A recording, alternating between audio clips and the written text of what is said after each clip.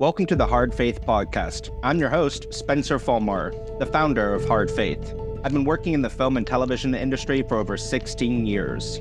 On Hard Faith, we're about asking difficult questions about life and faith in an R-rated world. Today, we have author and filmmaker and writer Sean Gaffney, professor at Asbury University. Welcome to the show, Sean. Welcome. Thank you very much. I appreciate being here.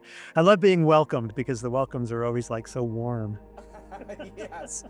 And we were recently reintroduced by our mutual friends over at the Overthinkers podcast, Joseph and Nathan. And Nathan, yeah. And they do one of the best intros for people ever. I mean, especially do. Joseph. I mean, he is just, They do. it's dynamic. I told him I wanted to take that clip and like just put it on my phone so that anytime anybody calls me, they hear it. Yeah, right. I know. I've been on their show twice, and I think I might make it my voicemail just because it's so dynamic. It's perfect. It's perfect. Yeah. Today we're talking about your newly published book. Came out in March of this year, correct? Yes. March, April. Yeah. Meta Story: What Marvel and the Messiah Can Teach Us About Great Storytelling. Tell us a little bit, what was the inspiration behind writing and publishing this book? Wow, yeah. So it is the last 30 years of my life all put in together into one book of how to write and the intersection of faith and writing. It started when you read the book, the first chapter tells you kind of where it started. It started before it started as a book, but it started with a Jewish professor of mine at Columbia University at a secular school, who was really made a strong point to me. I mean, it's a longer story. You read, buy the book, you can read the whole story. But basically, he said the reason there's no great art being made in America today is because we've separated our faith from our art. We basically have said, art belongs just in this secular thing, and all of this mystical, spiritual stuff we have is not part of it. He said that true art is asking the same questions that religion is asking. Who are we? Where did we come from? Where are we going to? And that was the seed for me spending the next, like I said, 30 years. My dissertation at Columbia was on faith or art in the Bible, and just kind of like being open to seeing how God and art interact. So that was kind of planted the seed. As far as it being a book, it came around, about 10 years ago. I was giving one of these talks about here's structure, here's God's structure, see how they perfectly align. And my friend Bob Lee said, so when are you writing the book? He continued to pester me for 10 years of when you're writing the book. He's like, yeah, I'm about to go here. I'm going to advertise your book. When are you writing it? So eventually I got to the point where I'm like, yeah, I think I'm ready to put these ideas together and to get them down all into one book. Boy, that's great. Good on you. Sure, a big undertaking, and it is a fat book. It's a great book. Fat book. Yeah, and it's well worth the read. Thank you. And Sean, too, I don't know if you recall, but we actually did meet each other. I don't know if you remember back in 2019, Sundance. Oh yeah. Yeah, we attended a screening together. I think we just sat next to each other. It's been, 6 years, but we also have some mutual friends. I know Shunli Fong. Yes. Yeah. He actually just wrote a script with Shunli. Yes. Tell me the name of it again. Frustration. Yes. He's been telling me about it, and it looks like a great film. I'm really excited for that film to come out. Could you tell our audience a little bit about your career history? I think it's very interesting. All the things that you've worked on from the entertainment world and, your professor at university at Asbury, everything from, your days at college to writing this book. Yeah. I'm famous. Right. Yeah, I was born a poor black child, and for those of you who are Steve Martin fans, college. My college went to Drake University. I'm a public school and secular private school kid. Yeah. So it's kind of funny that I'm teaching at a Christian university. But theater is where I started. I thought I was going to be a lawyer, and quickly fell in love with theater, and was like, God, what are you doing? Realized pretty quickly that I wasn't disciplined enough to be an actor. Those guys are crazy. So I was messing around with other things, and what I fell into was management and producing. So I went off, spent my senior year at the Juilliard School as a stage management intern, which got me to New York City. If you want to do theater, right? Yep. That's where you head. And then I had a little mini career going in theater in New York. Ended up working at Columbia University for their theater department under Howard Stein, who's the one that encouraged me to meld my faith with my craft. At that time, I wasn't a writer per se. I was, always telling stories. So as that kid who's always telling stories, but I didn't think you could make a career as a professional writer. It just didn't occur to me. But I trained to be a producer. So I was doing some producing in New York. Was general manager for an off-Broadway theater, and then God kind of arranged for me to head to Seattle to be the managing director for Taproot Theater, which is a Christian staffed company out there, which was my goal. My goal was to eventually become the managing director of a theater company that also was involved in new works. I was always interested in new works. And it was our mutual friend, Dean Batali, then too, Dean right? Batali, yeah. I love Dean. See, Dean was not working at the time. Dean actually, he loves to tell the story because he will tell people. I met my wife at Taproot. Wow. And Dean, the way that Dean will tell it, especially if we're in a Christian environment in front of Christian students, he says, yeah, it's because of me that Sean and Catherine are sleeping together. Because he was fired from the company, and which opened up space. Catherine ended up coming in after him. So he's claiming if I stayed there, you guys would never have met. I'm like, thanks, Dean. We appreciate you putting it in those terms. Yeah. But I became very close to Dean once I moved to LA. We remained very, very close. But at the time, we didn't know each other. I didn't even know about him because I came half a decade after he was gone. Yeah, but it was that's where I started writing as a profession. Our theater company, we were desperate for a script. I had an idea. I wrote a script over a weekend to fulfill one of our touring needs. Went to my boss and said, hey, a friend of mine wrote this. I don't know if it's any good. And he read it and was like, oh yeah, this is exactly what we needed. It's like he wrote it for us. Wow. Can we get the rights to it? And I'm like, yeah, it was me. And that kind of led to me moving more away from producing and spending more time as a writer. Eventually, when I left Seattle, it was to try to pursue a full-time career. By that point, I had written, which is another long story, but I'd written a script using VeggieTales. Wow. Not thinking that it would ever get made. It was my first video script ever, but here my friend Brian Ballinger, who was being wooed by them to be an animator there, he got it into their hands and they actually bought it. Phil rewrote me, and it became King George and the Ducky, which I actually have from opening one of the Duckies. That's so great. That stays on my desk. And yeah, it introduced me to the concept of writing for video, thinking about writing for television and film and not just theater. It really opened my eyes. I do have to say, I say Phil rewrote me and people are like, oh, how awful was that? And I'm like, it was fantastic. This is my first video script. It is not very good. I pulled it up since then. And he made me look really good. And that led to a lot of people contacting me saying, hey, yeah, we want a VeggieTales writer for our animation or somebody to look at this stuff. And we can't afford Phil. Yep. We can afford Gaffney. Here we go. So he kind of launched my career on that side. Oh, amazing. But that made me think of LA. So I went through Act 1 writing for Hollywood, and then moved down to LA, became friends with Dean Batali. Oh, yeah. Dean at one point said, you need to understand how the business works. So I want you to get a job on the lot. And that led to me getting temping at Warner Brothers, which eventually led to a full-time position as the story administrator for Warner Brothers Features. So I was in the feature department in story.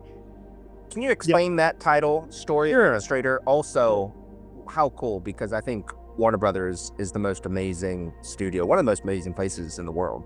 And it was a fantastic time to be there. I was there for all the Harry Potters. I was there for the Dark Knight movies. It was a glorious period of time. That's the perfect time. Yeah. For me, yeah. Yep. Yeah.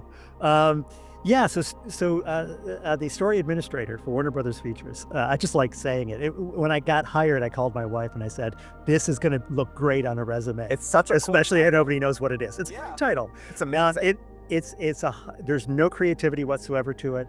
It's 100% administrative support to the execs who are putting together the movies. Okay. So we're the script library. Yep. We're all of the submissions. Anybody who wants a script to be made by Warner's, it comes to us first, or used to. They really cut down how they use the story department. But we'd also track all of the scripts in development. So every draft that would come in, we log it, we record it, we have our readers do a write-up on it. So we're providing that story support to the execs. Cool. It was a great department. It was a great time to be there. A lot of our readers were all just really whip smart people. That one of the readers, Diana, on the side was writing Jane Austen novels, kind of a thing. Others were like legal experts. Some of them were filmmakers. It was just a great department to be in and to study, because I was in the script department. I saw all the business end. My boss, Teresa Wayne, had been there for decades, so she had this entire corporate history of the history and development of Warner Brothers over time. Made some really good close friends there, and I had access to every script, so I could read. When we were doing I Am Legend. So I was able to go back and read the Omega Man, the Charlton Heston script, and the other movie. It's the third time that had been made into a movie. And as well as it was being developed, like they were trying to figure out how to end it, I was able to read all the different endings and kind of just keep track with it as we went, which is a huge education for me as a writer, just to have that depth. Fantastic time to be there. I really loved my time at Warner's. I still have the Harry Potter poster up behind me. I love Harry Potter so much. I have that same poster. Yeah. Yeah, it's one of the fun ones, because they're not in their robes. So it's like if you didn't say Harry Potter, some people are like, what movie is that?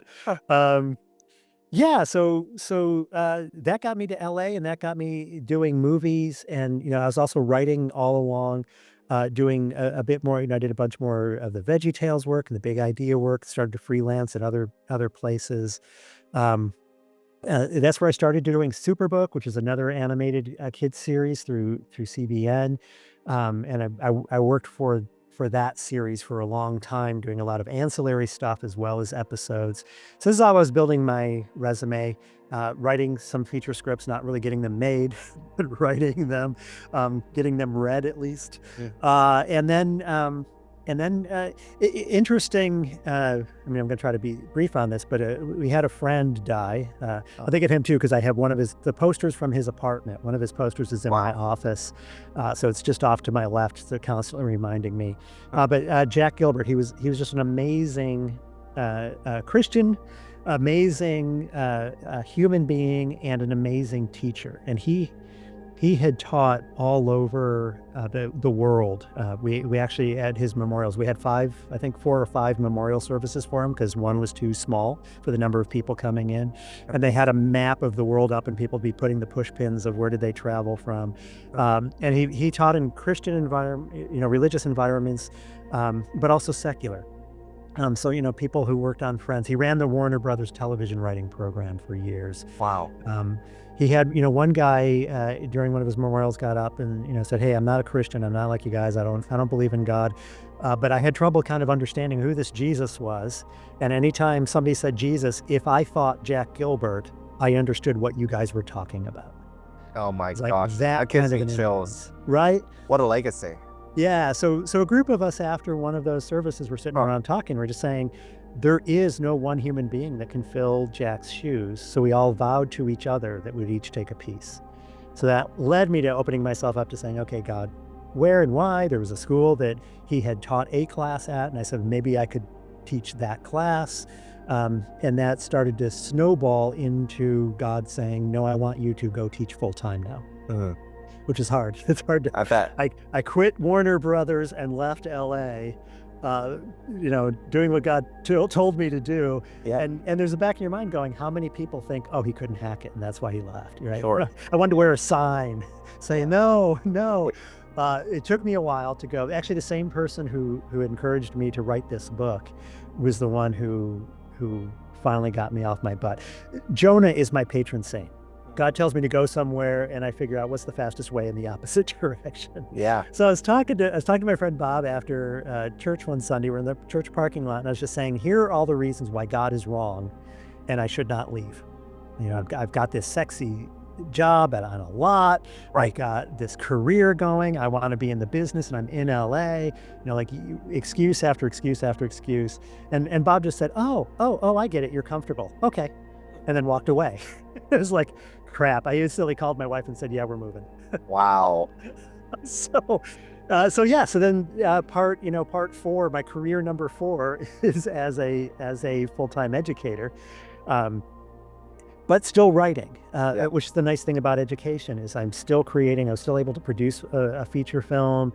I've had 3 movies made. And that was kind of the thing, is that once I left LA and went to the East Coast in the middle of Virginia, I had my first feature film made. I had somebody pick up one of my plays and performed a play that year. And I had an offer to be working and did some work on an animated television show. Amazing. It was kind of like The door I was like, opened. yeah, I was just waiting for you to leave LA so I could get your Hollywood career moving. Yeah, You obey God, and He's like, no, I got this. I got this. absolutely. Yeah, so that's my career in a nutshell. What a testimony. And it's amazing too how many doors open and how many confirmations you had as soon as you left LA. Because that would be, you know, it's everyone's dream to work on the Warner Brothers lot, and such a cool title, working on so many amazing films, and then, you know, moving across the country back to the East Coast. But it sounds like it's been a very fruitful endeavor. How long have you been teaching now? So I guess I've been doing this for 11, 12 years now, full time. That's amazing. Yeah, 12 going on 13. Yeah, and loving it, and loving being here at Asbury. There are some hard things on the journey. When you do what God tells you to do, nobody says it's easy. You know, we think it's like, oh, I'm doing what God wants me to do, so it's going to be success. It's going to be, you know, God told me to write this movie. Well, therefore, it's going to get made, and it's going to win an Oscar, and it's going to get right. And some guys said, no, I want you to make the movie for other reasons, and you're too small to see what those reasons are. Yeah. But I feel like I'm in that stage of, you did what I told you to do, so now I'm rewarding you. So now I sit around, I love teaching, and I love getting to create stuff and having the time to do it. So I'm in that stage of, ooh, yay. Right. And what do you teach primarily? So I'm in the screenwriting media program. So we do have a screenwriting emphasis within media. So I do teach screenwriting classes, undergrad and graduate. But I also pick up, in graduate, I've got the master storytelling class. I'm about to start the second half of the semester doing a class called Writing Tools, which is about the business of being a writer.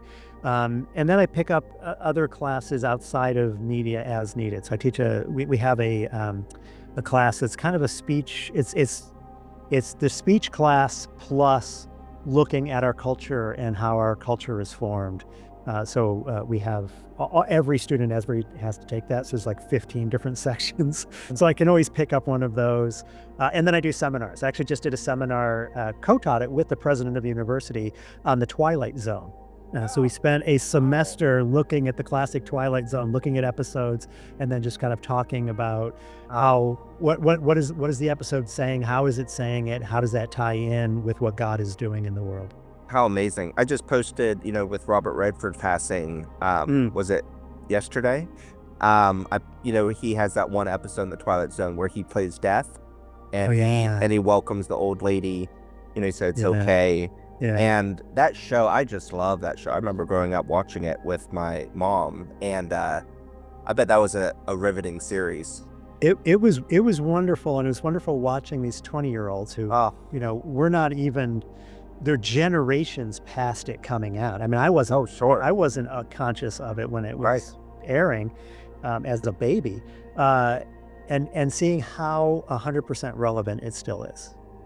It's like this is a series that they're talking about the 60s. Sci-fi is like cardboard flying saucers, but thematically it could be aired today. It could. if you played it today, people would be saying, "Oh, making political statements. Oh, why are you commenting on recent events so so accurately?" And it's like, yeah, from forever ago. Yeah, I mean, and some of those episodes, I still think, obviously it's a little fuzzy because it's probably been 25 years since I've seen these episodes, but from my recollection, some of these episodes I feel like could be made into a feature film, and they would be better than 99% of the films coming out today. Yeah. Oh, they all knew that they wanted to say something, right? Yeah. Which is Very part of cool. television. Yeah. Let's get back to your book. Mhm. What's the reception been like so far? It's been good. It's interesting. It's self-published. I guess I need to I lead think with that's that. great. Yeah. The niches that publishers wanted it to be in didn't work for me. I get it. There are some publishers that are like, you know what? If you just strip out the theology, we could sell this as a textbook for wherever. I'm like, well, it can still be a textbook, but the theology, that's the whole point, is the theology. And then others on the other side saying, well, if you just got rid of all of the screenwriting, storytelling stuff, we could turn this into a great book about theology. And like, that's not what the book is. So anyway, yeah, it's so far it's been received well. It's been reviewed very, very well. There are 4 universities and a writing program that are now going to use it as their textbook. How great. So yeah, hopefully it'll keep growing from there. Yeah, But absolutely. this as an independent filmmaker, it's like, oh yeah, doing the self-hawking and the self-marketing, it's a haul. Yeah, it's climbing the mountain. Yeah. It I happen to too, one of the things I'll say too that kind of threw some people is they're like, oh yay, so can't wait to see all of the Christian films that you're referencing. Sure. And I'm like, yeah, I'm referencing The Godfather and Star Wars and all the Marvel movies. Yeah. Yeah, all the Game of Thrones is in there. It's like, no, this is the premise of it, is that all story is God's story. All story points us to God. Yep. So I'm not going to hold back and say a certain kind of story. So people are like, oh, but what if people watch the R-rated movies you've got listed in there? I'm like, well, that's on them. I'm not advocating the movie. I'm just saying, here's good writing, right? The Passion of the Christ, R-rated. Here's good writing. Here's a good writing example. So I love that you don't shy away from that and that you include all culture, because obviously there's truth across all spectrums. And sometimes, the non-faith films showcase those, as you call them, reluctant heroes best. Yeah. Can you speak more about the reluctant hero? Deeply theological, powerful character type, from Moses to Frodo. Why do you think audiences are so motivated by or moved, by the reluctant hero? I think we're moved by the reluctant hero. I think the reluctant hero carries a deeper truth to it than we even realize.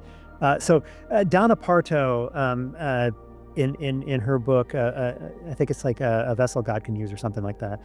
Sorry, Donna, for not knowing it, but at least I got your name. She says when God wants to intervene in history, he does 2 things.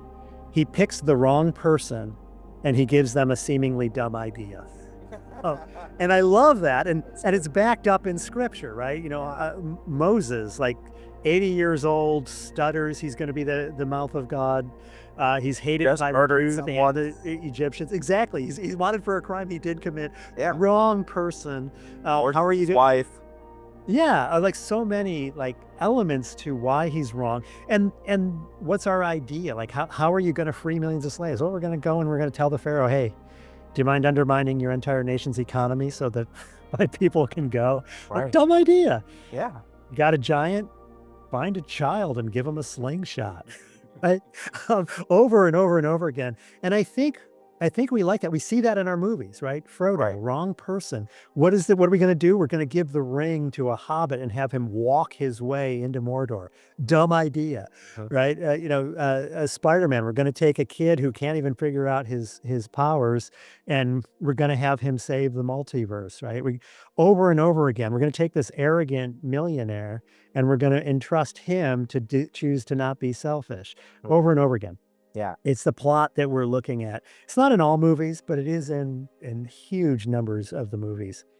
And I think what it comes down to is we like it because we know that we're not the right person, and we know that alone we can't do it. Right. It's not because we're brilliant and we're strong that it's going to happen.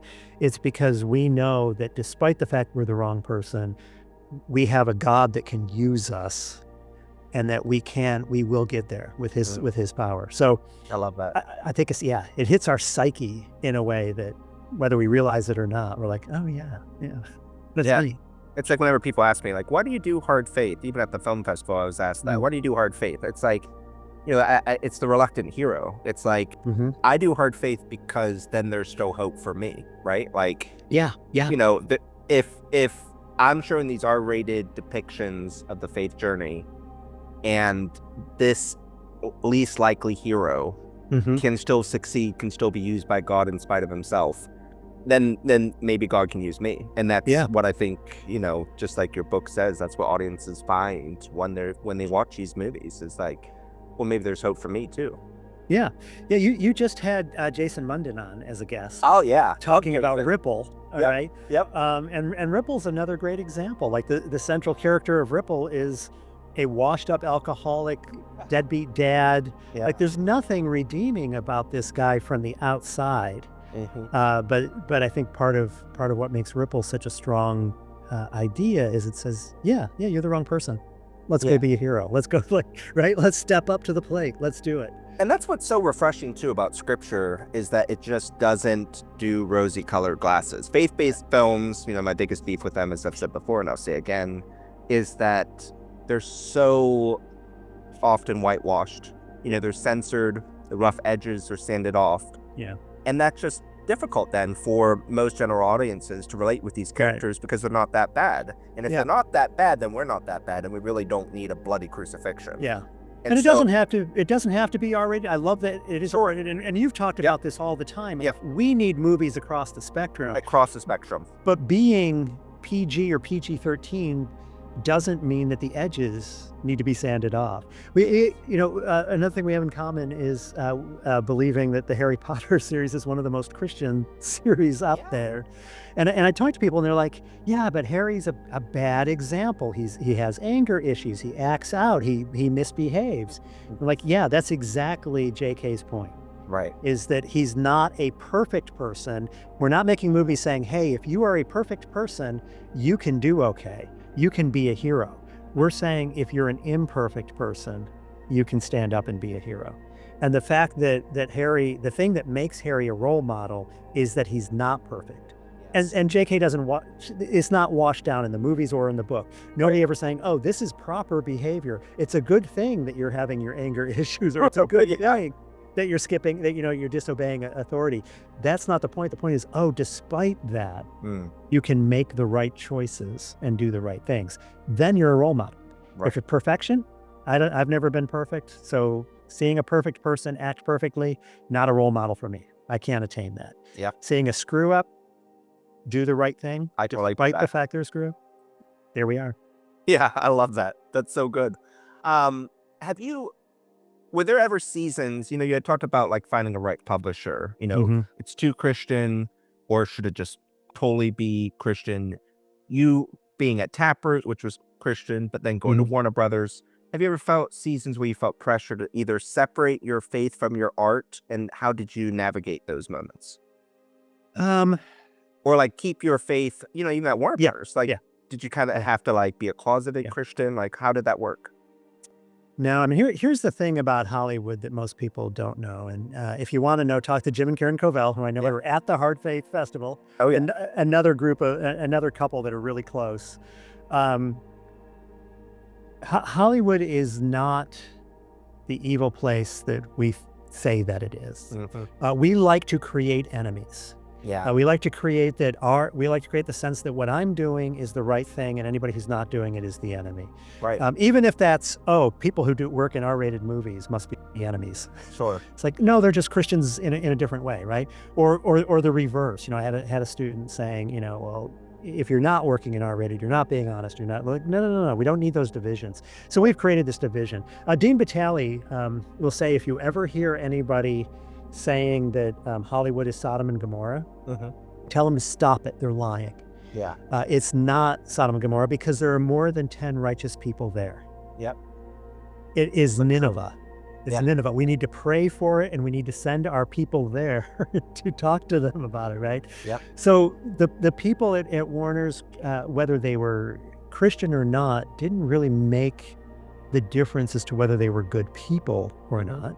And I rarely ran into anybody in my 13 years in LA that hated me for my beliefs, or even hated Christians for their beliefs. I found a lot of people who hated being judged. Right. I found a lot of people being hating being called evil. Yeah. I found a lot of people who hated people getting in their face and saying, "Hey, you're going to hell. Let's make a movie together." It was more of the approach in the individuals. It wasn't the system belief. So I worked. My boss was a Christian. The person who worked under her happened to be a Christian on two different sides of the faith, a Catholic and a Protestant. Wow. How cool. There was like, and people respected the heck out of her for her integrity. And it wasn't because they weren't saying, "Oh, because you're a Christian, we respect you." They're like, "Oh, because of your values, you act in a way that makes me respect you." Right. Are there people out there who hate Christians just in general? Yeah. Are there people in the church who hate people who actually act like they're following Christ? Yeah. Right. Who hated Jesus the most? It wasn't atheists coming up to Jesus going, "Oh man, I can't stand you. You're doing the wrong thing." It was the people inside the church. Right. And I think we forget that Yeah. a little too much. And we say outsiders are the ones that we need to watch for, and we forget to watch our backs for the insiders. So yes, I have been pressured. I've been pressured on both sides. I've been pressured by some people saying, "Hey, you could sell this script better if it didn't have the faith elements." I couldn't. My movie that eventually became Unlawfully Yours, Corbin Burnson eventually read it. If he hadn't, it would never have gotten made, because people were saying, "Well, it's not religious enough for the Christian market." An atheist is the hero of the movie, or others saying it's too religious for the secular market. And Corbin read it and said, "No, this is life. I love it," and therefore we were able to get it made. I could have changed it earlier. I had there was a network that said we'd be interested if you give us the draft that is religion free. And I was like, well, that's just not the story I'm telling. And I'm here to tell a story. And so to betray the story just didn't work for me. I know I'm sounding all high and mighty. I'm not. Yeah. And even within the church saying, "Oh, hey, if you cut this, it'd be better if, my movie, the atheist is not the villain." And people are like, no, that doesn't sell well. Our people want somebody to hate. We want God's not dead. We want them to die at the end and everyone to cheer. Exactly. We don't have this cheering moment. Instead, we have a moment where we're finding wisdom from outside the church the way that the saints did. Yeah. Right. Yeah. So there's some of that, but I've never been in a position. I've never allowed myself to get into a position, because I would walk away from the projects long before it got there if I knew that that's where it was headed. If my values were going to be compromised, or if I was going to have to do something that I just really couldn't believe in, either from a Christian organization that I know wants me to pervert the gospel to make the gospel more marketable, because I do think that that's probably our biggest sin, is we like to make the gospel marketable. Yeah. So that's why that's good. If you become speak more about that. Yeah, How do we do that? What's the biggest sin? How do we make sin? How do we market the gospel too much? Yeah, accept Jesus, and all of your problems will go away. Right. That's not true. It's not true. Jesus very boldly says, "This is not true. You will be persecuted if you become a Christian. You will still have hard times, but you will have the Holy Spirit. You will have me." There's a lot of things that come with it. My yoke is easy, right? There's going to be a burden. I'm going to help you carry it. That's the promise that's made. So people who say, "Yeah, become a Christian, you'll automatically be wealthy. Become a Christian, you don't have to work on your marriage anymore. It will just heal itself. Right. Become a Christian, your child will live." Yeah. All of those are marketing. That's all like more people. Who wants to join a church if you have to carry your cross? Right. So let's downplay that part. Yep. You know, who wants to go to a church that says that neighbor you hate, you have to look at him with love. That's hard. Yeah, it is. Right? Who wants to go to a church that says, you know what, just because you're believing in Jesus doesn't mean that the politician you voted for is sent by God, right? Yep. Right? They're all hard. So instead we say, no. If you become a Christian, you're the right people. You're the good people. You're in the in group. God hates the other group. God hates all those who are on the outside, just like you do. If you become a Christian, you don't have to work at relationships anymore. You know, just like the disciples, you won't encounter any problems ever again.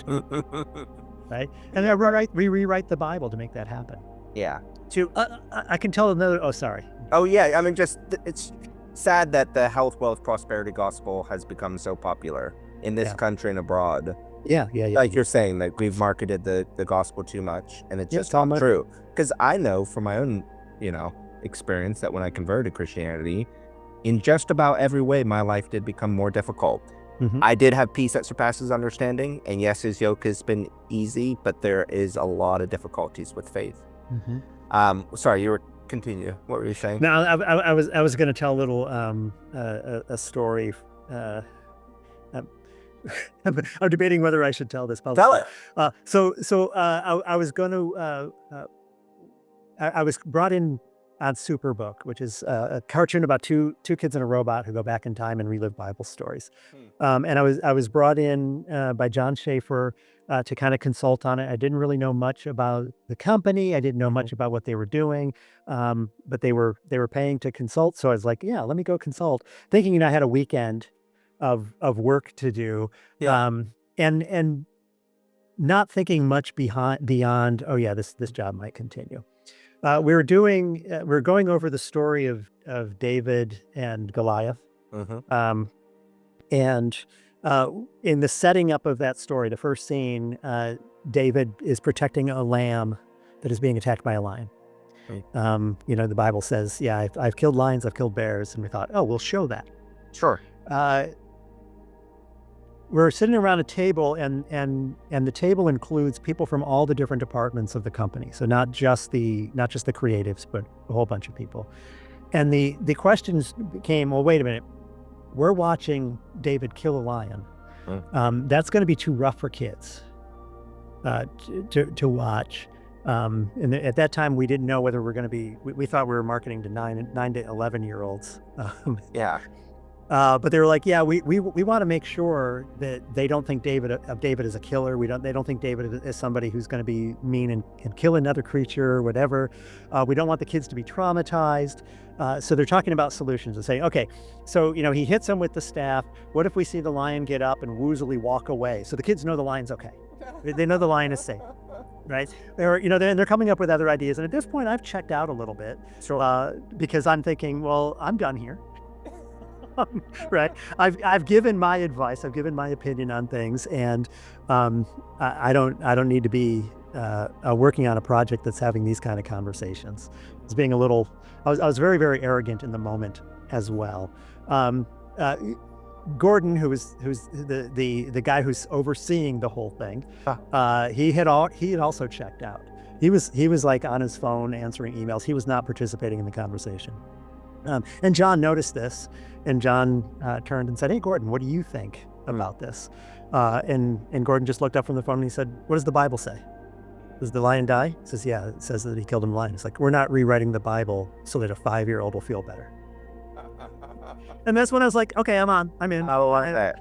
Then we're here. So good. Right? But that's the kind of marketing change we do. That's why the biggest case of genocide in history is marketed with cute little animals 2 by 2 on an ark, right? It's marketing. It's like, oh, how can we change the story so that our people will buy it, rather than how can we change the hearts of our people so that they buy into Christ and they buy into God. Right. Sorry, that was a long story, and it's okay with John and Gordon that I told that story, but that's the level we need to be. I love it. We'll assume it is. Okay. Yeah. You've taught screenwriting for years. What's the number one mistake that new writers of faith make, and how do you coach them through it? Wow, the number one mistake. There's so many. I know. I'm sure. As Christians, the number one mistake we make is we think that we're marketing a gospel. We think that our job is sales. Yeah. As opposed to our job is telling true stories. Yeah. And we let the true story stand. So that's the first thing that we do is we ask ourselves, what does the church want to hear? What is my, here at Asbury, it's what does Asbury want to hear? What kind of, in order for me to get my A, Yep. what kind of story should I be telling? Instead of saying, dear Lord, what story do you want me to tell? Mm-hmm. Because that's the story that needs to be told. Yes. The other mistake that we all make in the industry, no matter what job in the industry we have, is we try to become what is popular. What is everybody else doing? If I can copy what everybody else is doing, then I will be a success. There's a Christian company for the longest time. All they wanted to do was take whatever hit movie was at the box office and make the Christian version of it. I remember when the Christian music industry did that. Yeah. And instead of saying what stories are we supposed to be telling, Right. And often the box office hit is the story God wanted out there. He didn't want us to make a Christian version of The Lord of the Rings, right? It already is Christian. It already is Christian. I have a friend who is hired by a company that was doing that sort of a thing, and they said, I wonder what a Christian version of Dead Man Walking would look like. It's Dead Man Walking. You mean the story about the guy on death row? That's a great movie. A born-again Christian came to and talked him through. He accepted Jesus as his savior. Yeah. That one? Yeah, I wonder how we could Incredible. make a Christian version of it, right? It is, yeah. And it doesn't matter who had made it. It's all Christ in it. Anyway, just in general, not paying attention to structure, not rewriting. That's actually a big one. Is young writers, new writers think you write a draft and you're done. Right. And the majority, we say over and over again, writing is rewriting. It is. The majority of the shaping, the majority of the character development, the majority of getting the dialogue right, all of the other mistakes that you're making are fixed in the rewrite, not in the first draft. Right. So I think knowing that it's a rewriting thing, and then the number one mistake becomes individuals. Like, what's your personality? The perfectionist, the number one mistake is you're never finishing your first draft. You're so caught up on trying to make it perfect. Right. You're not just get it out. Anne Lamont tells her students, write a crappy first draft. Oh, yeah. That's what I want you to write. I want you to make it crappy. And she's not saying make it crappy. People are like, no, you don't need to make. She's just saying get it done, because that's not it. It's like, oh, I won't mold my clay unless it's perfect as I mold it. It's like, no, you're gonna be pushing sections over here and mushing things over here, and this sort of looks like a head. Mm-hmm. Eventually, it will look like a head. Right. Right. Yeah. Keep molding. Keep molding. You talk a little bit in your book about the Christian ghetto and Christian subculture. How do you steer your students or other artists, Christian artists, out of the Christian ghetto, out of Christian subculture? Just like you're talking about how there's let's make the Christian version of Lord of the Rings. Right. How do you steer people away from creating just for the Christian ghetto? And explain a little bit to our audience in case they don't know what that means. Yeah.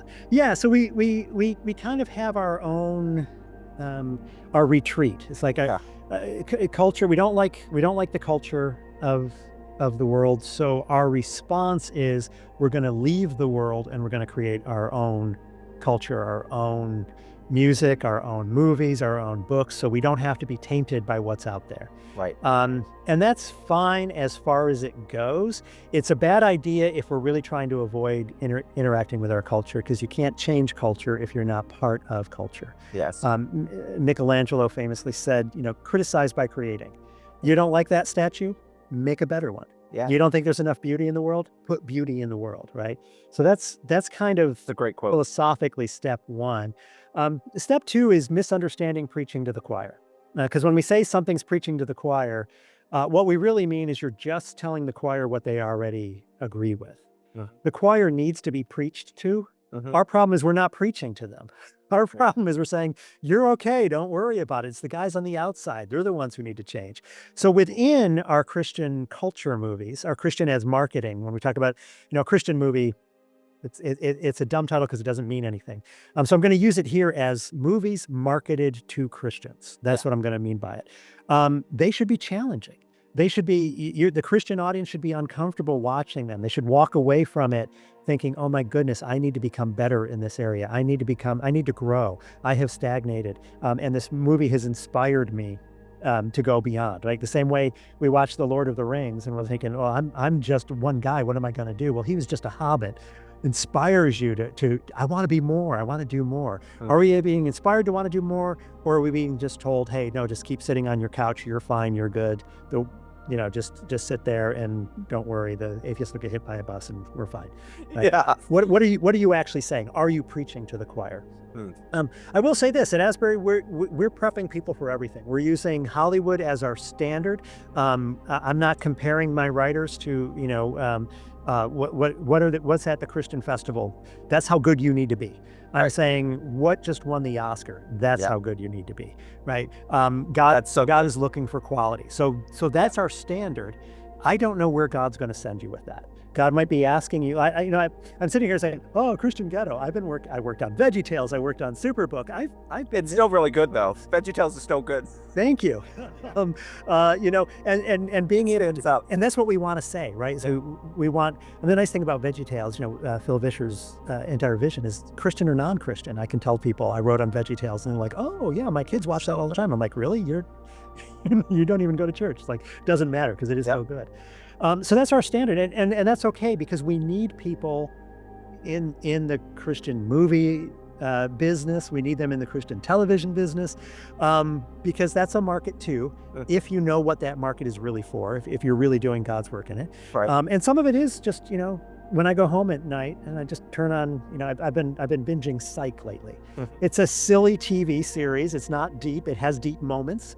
It has something to say, but sometimes I just can't be watching, the Godfather again or something, right? Yeah. It's just like I just don't have the emotional energy to do something deeper, and sometimes that's what our subculture movies are supposed to be. This is for fun. This is so you can relax a little bit. There's room for that, but what we don't want to do is take all of our talent and put it just in that box and not have any of our talent out there talking to the rest of the world. So, hard faith fits in there because, something like Ripple is blatantly Christian. It's not a secular thing, but it is pushing our boundaries as Christians of what do we judge and who do we look at and say God can't use them, and then, realize, oh yeah, our own limitations, right? Right. So what I tell my students is I don't know where God's going to send you. He might send you to work in a Christian or a religious environment. He might send you to work at Warner Brothers. Right. My job is to prepare you for either of those places.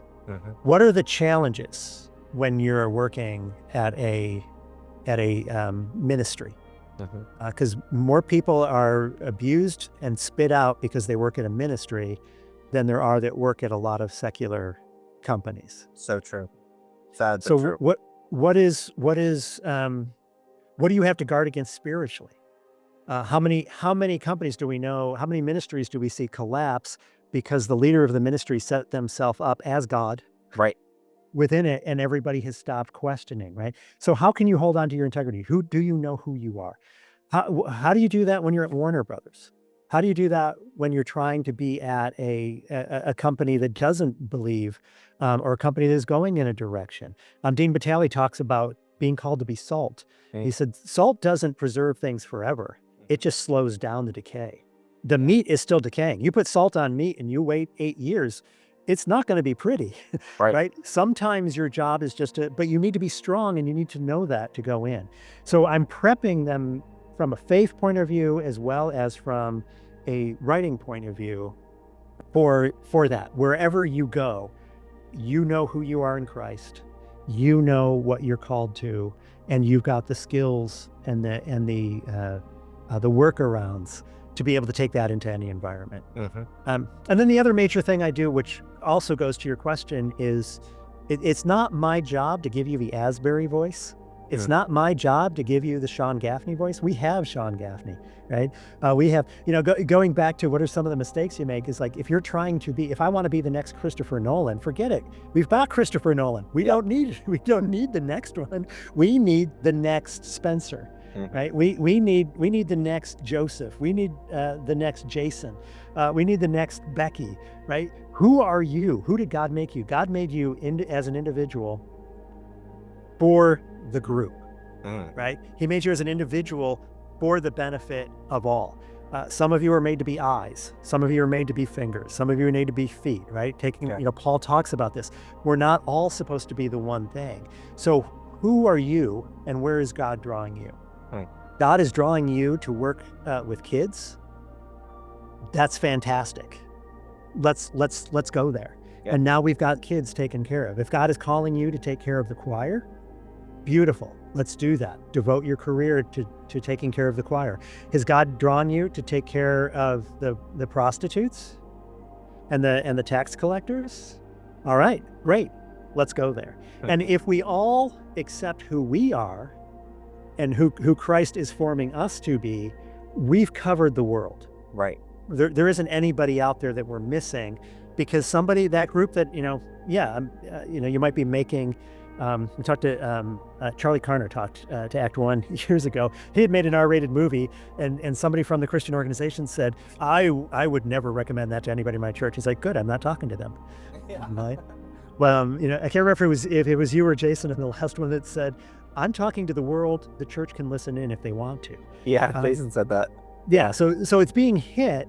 Yep. If you're doing what you're supposed to be doing and you're trusting that your brothers and sisters are doing what they're supposed to be doing, then we're covered. We're speaking to all of culture, and we're changing culture because we're speaking to it. How do you talk to your, let's say, I don't know how often you interact with the freshmen or incoming students, or even, faith-based filmmakers that say that sentiment, like, oh, I don't watch secular films. I don't watch PG-13. I don't watch R-rated films. Like, I don't consume that kind of culture. Mm-hmm. How do you address that? How do you talk about that? Yeah, I say good. Yeah. Good for you. Yeah. It's not everybody's going to get out of, watching one of the going to the Hard Faith Festival. Sure. Not everybody is going to get out of that what some people are. Right. Because again, we're made different. We hear differently. Mm-hmm. My sister, I have come from a large family.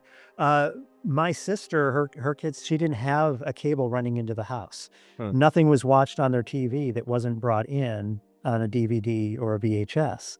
And that she doesn't understand my Hollywood obsession. She's like, good for you that you're watching, Big Bang Theory. I'm not going to. Yeah. Right. I'm like, fine. That's who you are and how you're being fed. Paul tells us, hey, not everything that's bad for me is bad for you, and not everything that's bad for you is bad for me. But that also comes with the caveat of just because it's not bad for you doesn't mean everybody else should eat it. Right. Right. So there's a dual direction to that. So if you're not watching that, if that's not your bag, fine. I do want to challenge it if it comes down to, because God doesn't want us to do that. Right. To go, okay, so Paul should not have been reading the poets of the people from Greece. Is that what you're saying? We're supposed to be in the world, not of the world. There's a paradox there. And if you're saying, hey, if I don't go into the world, I'll be okay, because then I'm not of the world. I'm like, well, then you're choosing the easy way out. Yeah. And choosing easy is not the answer, right? Dumbledore. Yeah, it's never the right choice. Right. You're going to be asked to choose between what is right and what is easy. Yeah. And if Jesus says go into the world, and you're like, hey, good news, Jesus. I know you sent me to Nineveh, but they're sinners. I would have been tainted if I went there. I didn't go there. You must be happy with me. It's like, no, I told you to go. It's like, yeah, but you would never want me to be tainted, right? We're arguing with God when we do that. Yeah. So I think I talk to potential incoming students all the time. Yeah. And really it is, Or are you honestly saying that because that's what's right for you? It's true. Like nobody should be taking poison.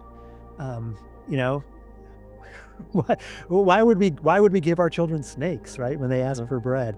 And it's poison for me. There's things for everybody. For my wife, it's visual violence. Can't handle it. It burns into her brain. It haunts her. It's not good for her soul. For me, it's sexual violence, and even talking about sexual violence, it hurts my soul. It damages me to hear about it. So I don't watch shows that are brilliant. When people are like, "Oh, that's a great show." There's the movie Voice of Freedom or something of freedom, where they go and they help people freedom. Is that a good movie? I don't know. I'm never going to watch it. Because I can't sit through that subject matter, even if we're not seeing it. Even the Law and Order SVU. Can't watch it. Can't watch it. It doesn't matter that it's PG or it happens off screen. Like it's just something for me. If you know yourself well enough, and that's part of what I get my students to go. I said, you have to, if we're gonna reference an R-rated movie, or if we're gonna have a screening of an R-rated movie, or PG-13 or whatever it is. I tell my students we have to be adult about this. And being adult about it doesn't mean, oh, I need to be grown up enough that I can sit through a movie with all this swearing and not have it bother me. That's not being an adult. That's being a child pretending to be what you think an adult is supposed to be. Being an adult is saying, no, that damages me. If I listen to too much language, it gets into my head, and I'm repeating it in my head, and it degrades my value of language. Right? Not everybody's David Mamet. It's not all poetry, right? So that enough to know that you're not going to watch that movie, and we'll come up with a substitute. Enough to know I have sexual triggers. If I watch that sex scene, it's going to damage me. Then don't watch the movie. Whatever it happens to be, whether it's the violence, whatever aspect. I know it's kind of a long answer, but it's living Christianly in an R-rated world. I don't know who said that. Is a hard thing to do. It is. It's a hard thing to do. It's right there in the title, right? And we're called to hard. We're called to, one of my complaints, you got me on a soapbox. One of my least favorite phrases is, don't go there. It's a slippery slope. And it's one of my least favorite, not because it's not true, but because we are called to live on the slope. We are called to get better. We're called to grow. You can't grow if you're not on an incline. If it's flat surface, you can't grow. That's right. So we're not called to avoid the slippery slope. We're called to realize it's slippery. We're called to know where we are, and we're called to wear the right shoes.